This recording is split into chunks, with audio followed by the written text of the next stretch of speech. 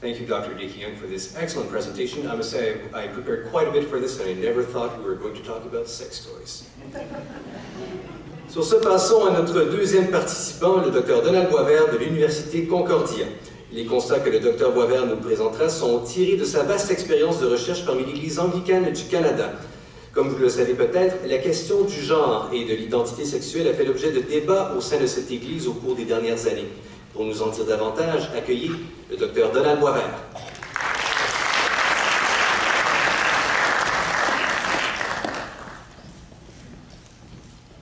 Bonsoir, good evening. I'm just coming off a cold, so if my voice fades in and out, please bear with me. I apologize in advance.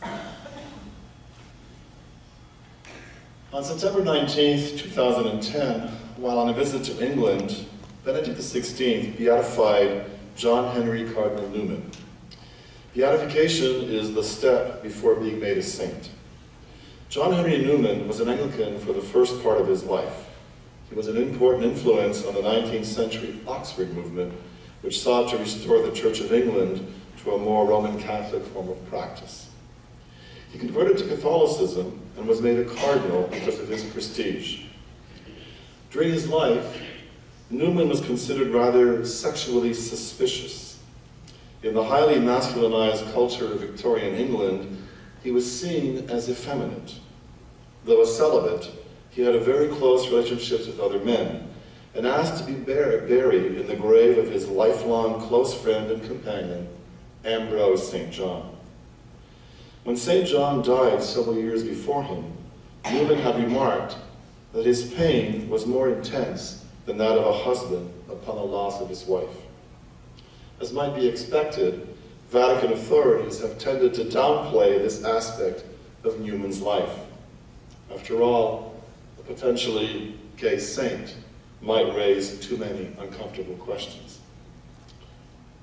In June of last year, a friend and colleague of mine, an out gay man living in a committed relationship with another man, and a former Roman Catholic, was ordained a deacon in the Montreal Diocese of the Anglican Church of Canada. Deacon is the stage before becoming a priest. At his ordination, the bishop, as he is required to do, asked if there were any objections. A handful of priests objected because they argued that it was contrary to church law and to the Bible to ordain someone with a same-sex partner. The bishop decided to reject the objection, claiming that the ordination was not contrary to church law and to Scripture. For him, this was a sign of the prophetic role of Christianity in reaching out to those who have been excluded from the life of the church. When the bishop announced this, he received a standing ovation. What might connect these two events and these two lives, separated by 120 years? In a word, or rather 3 words, same-sex desire and Anglicanism. And even though Blessed John Henry Newman is on his way to being made a Roman Catholic saint, he still inhabits the slightly campy world of the High Church of England. As you may know, sex is tearing apart the Anglican communion worldwide. It's not the sort of scandal having to do with priests and the abuse of minors that we have seen unfold in the Catholic Church for several decades now. It has to do specifically with homosexuality, with the role and the place of individuals who identify as lesbian or gay and who believe they are called to ordained ministry in that church, or with same-sex couples who want to have their unions blessed and recognized. It all came to a head in 2003, when Gene Robinson, a gay priest, also living in a committed relationship with another man, was consecrated Bishop of the Diocese of New Hampshire in the Episcopal Church of the United States. In response to that highly public, media-focused event, other Anglican bishops from around the world, especially those from former British colonial countries such as Nigeria or Uganda, have been threatening to leave the worldwide Anglican communion. They object that same-sex relations are condemned in the Bible, an abomination, pure and simple. Interestingly enough, some of these same bishops are also opposed to the ordination of women as priests. again, for scriptural reasons. In fact, as we keep seeing over and over again, homophobia and sexism are often flip sides of the same coin. Let me outline for you just 3 possible reasons why some parts of this one particular Christian denomination, Anglicanism, might be having such a hard time with all this queer stuff happening in and around it. It might help shed some light on religion and sex more broadly. First, I would argue that we are dealing with a heterosexist reading of the Bible and of the broader Christian tradition. By that I mean that the heterosexual paradigm and opposition of male-female, and by extension, of the dominance of the one over the other, still structures the theological imagination and worldview of those condemning the inclusion of same-sex loving persons in the Anglican Church. Non-heterosexuals are by definition excluded because they are thought not to be part of the scriptural and theological normative universe. Secondly, we are confronted here, once again, and ever and always, with the ancient reflexive patriarchy, male power and privilege, pure and simple. We may understand how patriarchy works in terms of the subjugation of women, but what does that have to do with the exclusion of lesbian, gay, or bisexual and transgendered persons? Precisely because all those other types of individuals are also challenges to the dominant power of the masculinized male, the heterosexual, penetrative male, the one who believes himself to control reproduction. And thirdly, this brings us quite naturally to the question of masculinity. Specifically, on the issue of the ordination of gay men or of lesbians to priestly ministry, those individuals transgress gender norms.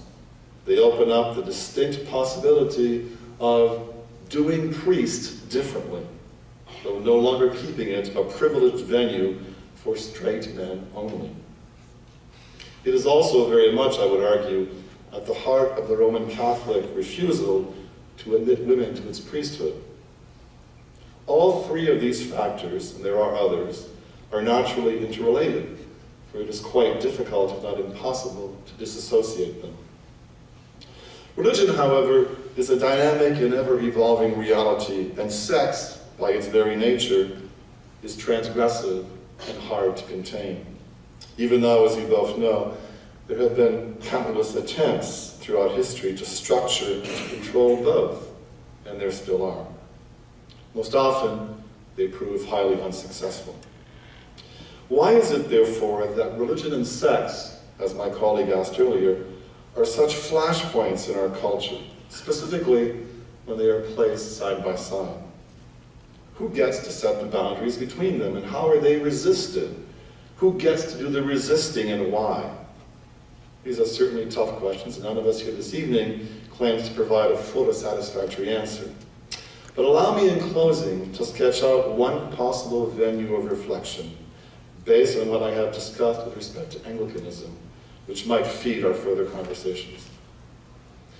Contrary to how we might traditionally view religion as a force for conservatism, for stability, for inertia, or even for rigidity in our culture, I would suggest that we turn it upside down and consider it as a force for change and for deep and significant shifts. This requires some imagination on our part, for religion is not often the center of our cultural attention, and unless the media presents it as something sensationalistic, bizarre, or outright criminal, we often would rather not go there. Sometimes I think we ignore religion because, well, it's just not hip or fashionable enough. Take the tensions I have just described in the Anglican Communion.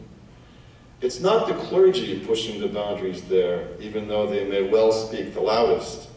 It's the lay people themselves, and more specifically gays and lesbians, actually seeking ordination or their unions blessed. They are the religious agents of change. I doubt these tensions will tear the Anglican tradition apart, and I doubt they will bring about the demise of the church. That may happen for other, perhaps more mundane reasons, especially here in Canada. But it's interesting, I think, that sexuality should be the source of these tensions. Clearly, something valuable and central to the human enterprise and to a deeper understanding of ourselves is at work here. And if the gods and goddesses want us to use them at all, to borrow the theme of this exhibit, I suspect it might be because they want us to let go of our all too comfortable, ultimately closed off ways, and to open ourselves to change. Thank you.